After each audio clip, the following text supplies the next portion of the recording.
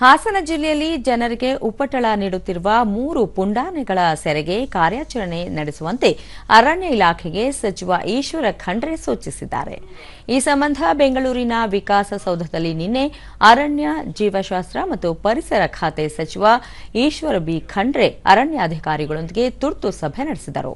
ಈ ಸಂದರ್ಭದಲ್ಲಿ ಅಪರ ಮುಖ್ಯ ಕಾರ್ಯದರ್ಶಿ ಅಂಜುಮ್ ಪರ್ವೇಜ್, ಪ್ರಧಾನ ಮುಖ್ಯ ಅರಣ್ಯ ಸಂರಕ್ಷಣಾಧಿಕಾರಿ ಮತ್ತು ಅರಣ್ಯ ಪಡೆ ಮುಖ್ಯಸ್ಥೆ ಮೀನಾಕ್ಷಿ ನೇಗಿ ಸೇರಿದಂತೆ ಮತ್ತಿತರರು ಉಪಸ್ಥಿತರಿದ್ದರು. ಬೇಲೂರು ತಾಲೂಕಿನ ಕೊಗೋಡಿನ ತೋಟದಲ್ಲಿ ಆನೆ ದಾಳಿಯಿಂದ ಮಹಿಳೆಯೊಬ್ಬರು ಮೃತಪಟ್ಟಿದ್ದರು. ಈ ಹಿನ್ನೆಲೆ ಆ ಪ್ರದೇಶದಲ್ಲಿ ಆನೆ ಕಾರ್ಯಪಡೆಯ ಕಚೇರಿ ಸ್ಥಾಪಿಸಿ ಉಪ ಅರಣ್ಯ ಸಂರಕ್ಷಣಾಧಿಕಾರಿಯ ದರ್ಜೆಯ ಅಧಿಕಾರಿಯನ್ನು ನಿಯೋಜಿಸುವಂತೆ ಸಚಿವರು ಸೂಚಿಸಿದರು.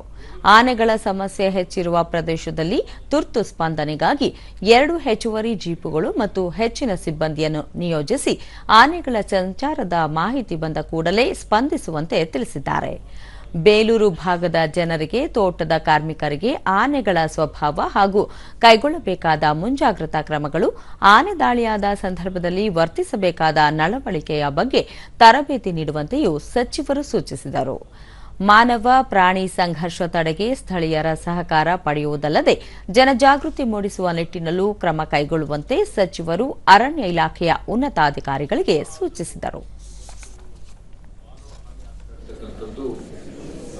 ಬಹಳ ನೋವಿನ ಒಂದು ಸಂಗತಿಯಾಗಿದೆ.